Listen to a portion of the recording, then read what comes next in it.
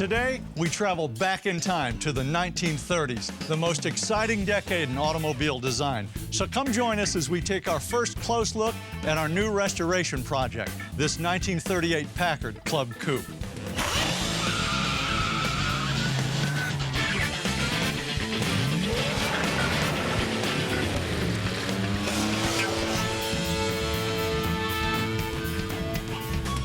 Welcome to Classic Car Restoration. I'm your host, Mark Lambert.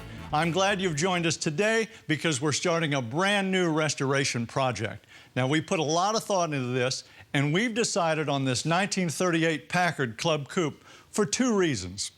First, we can share with you the rich history of the Packard Motor Car Company, and it is fascinating, let me assure you. Secondly, this car, we think, represents many, many cars out there. It's a good, solid car, but it needs lots of attention before it can be driven dependably. And that's the key to enjoying this hobby, having a good, solid car that you can take anywhere. Many collectors consider Packard to be the premier luxury car, and I agree with them. You're looking at a guy that owns 5 of these cars, and I love driving every single one of them. From any vantage point, effortless speed, durability, eye appeal, safety, Packard did it better than anybody else. Additionally, the role that they played in the Allied victory in World War II is fascinating. It reads like a Hollywood script. We'll get into that in a few minutes. First, let's evaluate this car. And to do that, I always bring a flashlight with me. That way I can get down underneath the car and see everything I need to see. Also, a credit card sized magnet comes in handy to detect any body filler. 2 more things, a wire brush and a little piece of chalk to clean out the ID numbers and to highlight them so I can see them easily. So let's get right into evaluating our 38 Packard Club Coupe. Now, the first thing we want to look at is the body structure, because that's the most expensive thing to put right on the car. The door gaps. I like the way the door opens and shuts. Just the minimum of pressure shuts that door, and that tells me this car has never been damaged, and it's probably the original door to the car. This coupe door opening is important because the rest of the car geometry keys off this part of the car. Let's check for body filler. All right, that's nice. Okay, there's some filler along here, probably an old rust repair. But the bottom of the door feels really good. It's a solid door, probably a dry climate car because there's so little corrosion on this car. This running board is good and solid underneath, although a couple of these ribs are coming up and we'll re-glue those. Now, there's a lot of paint on our car, and I think we can water sand it and bring it back up, get the oxidation and all the dirt on it. This car has been in a long hibernation, and it's really dirty right now. Also, that's going to save us a lot of money in restoration costs, $12,000 to $15,000 to paint a car like this. Look at the mirrors up here. These are 1980s reproduction mirrors. We'll find some good swan necks to put on it. So now that we know our structure is good, this car is a candidate, let's look next at the VIN numbers. Now, vehicle ID numbers are important because they'll tell you the originality of your car. I want you to avoid cars that are just built up from parts with mismatched ID numbers. This is our ID number right here. But notice that that's on a decal. 1938 was the only year in all the years of production that Packard used a decal nameplate there. So we want to find that number somewhere else on the car. And we're lucky because it appears right down here on this frame rail. I used my wire brush to clean the frame and my chalk to highlight the numbers. 1195 refers to the body style, and they confirm that this is a Club Coupe. The second group of numbers means that our car is number 2428 out of over 22,000 cars that Packard made that year on this platform. The letter A is the prefix to the engine number, and it matches the number on our engine block. Now that we've checked our numbers, let's go to our mechanicals to try to confirm some of the things that I was feeling during my test drive. First thing we'll check is this oil. Now, we change the oil as everybody should when they bring a car out of hibernation initially, before you even try to spin the engine. But look how dirty it is already. That tells me the engine has been neglected. Internally, it's still got some dirt. We'll continue to change this oil several times through our restoration. When I test drove our car, I noticed that the car ran warm, so the engine cooling system wasn't performing correctly. Look at that cap. That tells us everything we need to know. It's contaminated. The whole cooling system is going to have to be dealt with. And the ignition didn't feel like it was advancing when I accelerated, so we'll also service the whole ignition system. In short, all of the systems that support this engine will have to be dealt with, and we'll deal with those and make this Packard Straight 8 smooth as silk, the way it was when it left the factory. For more information on evaluating your classic car, come visit us at our website at DIYnetwork.com. I'll continue our evaluation and share some restoration resources when we come back.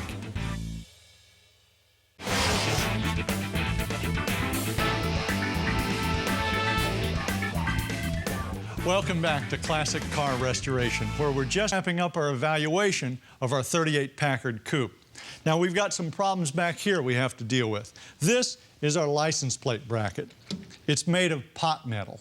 Over time, pot metal fatigues, and ours is broken. So we'll have to repair that, and I'll show you a good way to repair that because these are rare and very expensive. Also, this is the license plate light. It illuminates the plate from the tail light. If it leaks, we get rust down in the bottom of this tail light, but ours is in good shape. Like I said, a dry climate car. Here's the gas cap. It's a 1970s replacement version, but it was painted same time as our car, so it's valuable to us as a possible paint match. We'll replace it, though, with the proper chrome one. The chrome on our car is Packard chrome. That means it's triple-plated chrome, very durable stuff. So somewhere under there is brilliant chrome, and it'll take some work, but we'll work and clean that all up on this car. Wheels and tires. We've got to replace the tires. Our wheels are surface rusted, so we'll pull those off, repaint them, restripe them, and of course put new white walls on it. Now, the interior of our car overall is in pretty good shape. The upholstery is brushed wool, standard for the year. There are some grease stains on the front seat, which we're hoping to remove. This carpet is synthetic blend with nylon binding. We'll replace it with the correct hog's hair wool carpet and cloth binding. Our dashboard is in pretty good condition overall, but we're missing our clock. We'll try to find an original one on an internet auction. All right, we've completed our evaluation on our car. We've asked all the right questions, and we've established that this is a matching number car. And it's the kind of project that we want for this restoration.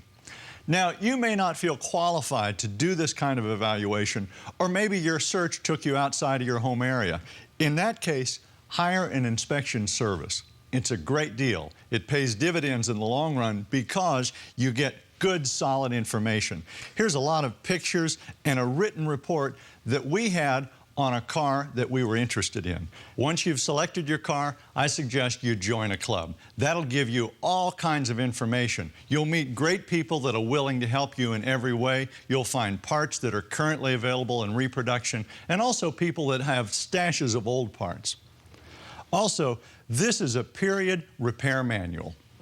These are great. You can find them at garage sales. You can find them on the internet for sale. They were published back in the day, and they go from Auburn down to Willys. It will tell you everything you need to know regarding the tune-up specs and how to repair your car.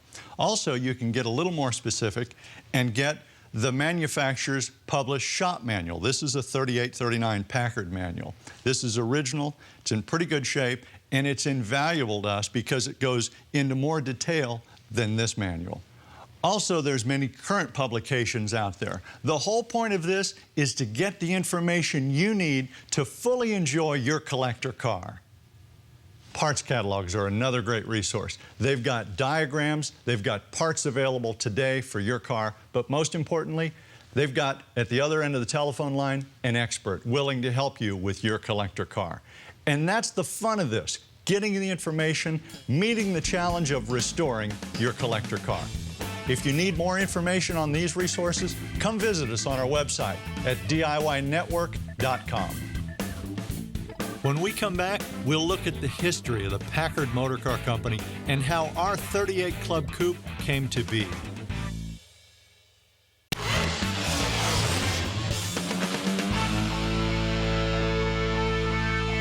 Welcome back to Classic Car Restoration. Our 38 Packard Project Coupe, along with this car, my own 36 Roadster, sprang from the classic era in automobiles. The era began in the 1920s and lasted until the late 1940s, and many enthusiasts agree that this era produced the greatest cars ever made.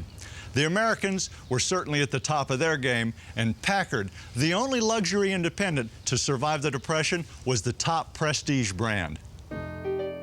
How is it that this relatively small independent became a dominant force among giants? It was achieved through the vision of this man, General Manager Alvin McCauley. McCauley established one of the top engineering departments in the country. Packard's innovations included many that are universally accepted today. The H-slot gearshift pattern, three-point engine suspension, and hypoid gears were all original Packard patents. McCauley's chief engineer, mechanical genius Jesse Vincent, designed the company's first 12-cylinder engine in 1915, and he was responsible for every Packard engine through World War II. Vincent engines were overbuilt. The 9 main bearing 8s were practically wear-proof. Durability was the key to success. Today's owners imagine that they've been well served when their late model car disintegrates after 150,000 miles on our smooth modern roads. Vincent designed Packards routinely went 200,000 miles under conditions that would destroy that modern car in 25,000. In the 1920s, McCauley wisely invested the company's record profits into a 500-acre testing facility called the Proving Grounds.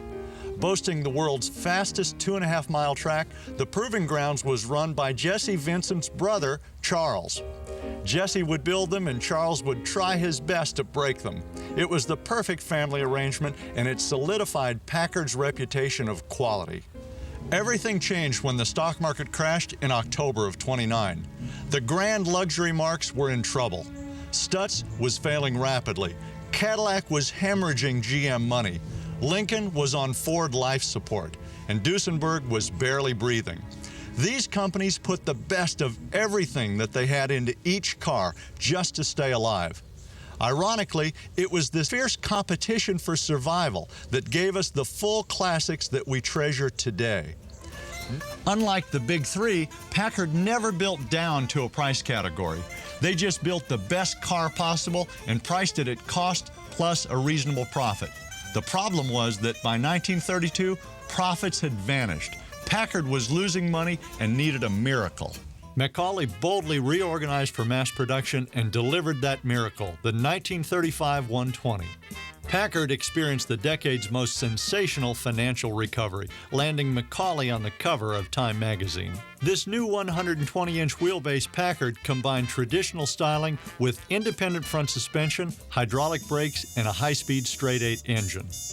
Its $1,000 list price was the lowest in Packard's history. The dealerships were mobbed with customers, and 1936 and 37 were record profit years. The 1938 redesign gave our coupe the all-steel body and the upgraded cooling system. However, Packard's greatest story was yet to unfold.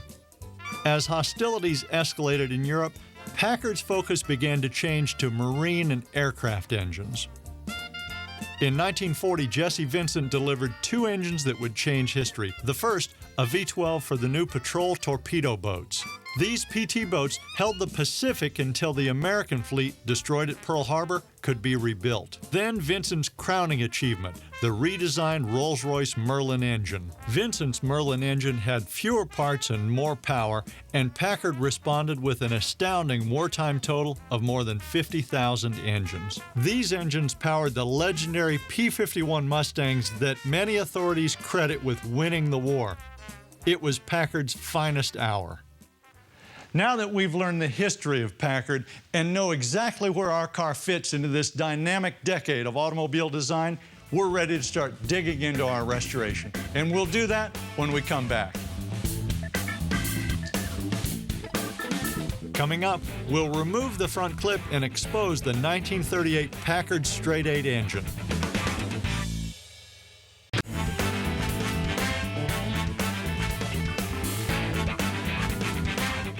Welcome back to Classic Car Restoration. We're ready to dig into our Packard. We're going to restore this car mechanically front to back, all the systems, so that it's just bulletproof and we can enjoy it fully.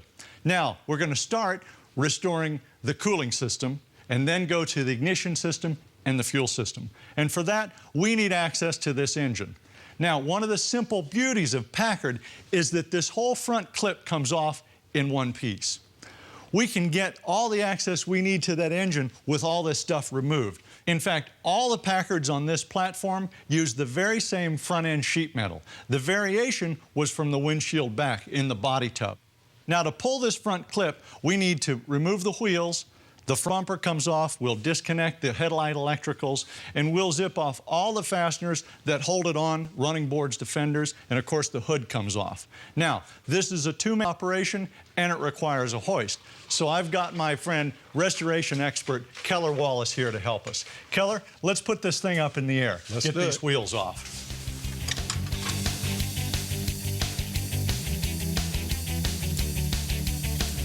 Let's knock these off. Let's get these bumper bolts off. Keller, let's draw this bumper straight out the front. The bolts out on this side? No. Good. Now it's time to remove the hood. So we've got 2 1/4-inch bolts here and 2 back there. We've got those off. Let's get these. Okay. That guy. And we've loosened this chrome strip so I can push it back and get it clear of this ornament here. Good. Keller, I think we're free, yeah. Why don't you take that side? Now this is kind of a butterfly hood, so let's just lift the back and the front about the same time. Are you clear? Good. That's not heavy, but it's bulky. Label and detach the headlight wires. Then remove the fender splash shield bolts. With some maneuvering, the shield can be removed. Continue freeing up the clip by removing the fender brace rods.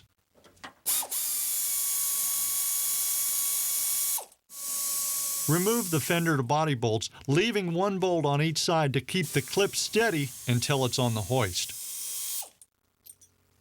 I drained the radiator since we're going to remove it with the front clip.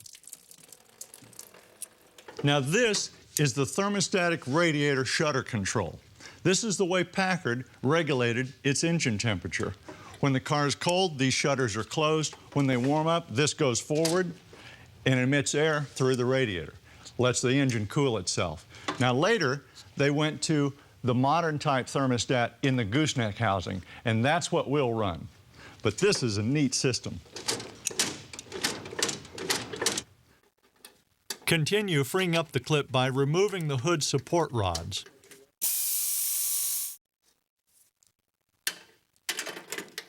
The hoist chain is secured to the radiator using hardened bolts. Let's pull the hoist in and get the weight off the front of this car so we can undo our radiator hoses.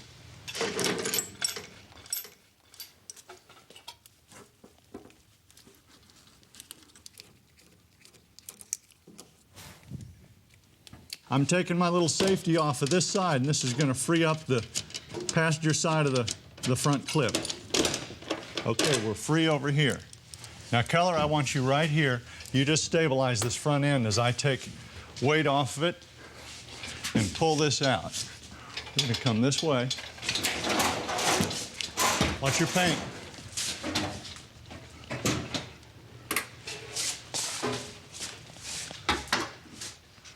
All right, there it is, exposed. Our 38 Packard Flathead 282. Now we've got full access to restore these other component systems, and we're going to do that next time on Classic Car Restoration. In the meantime, come visit us on our website for any details on our restoration. The website is DIYnetwork.com. I'll see you next time.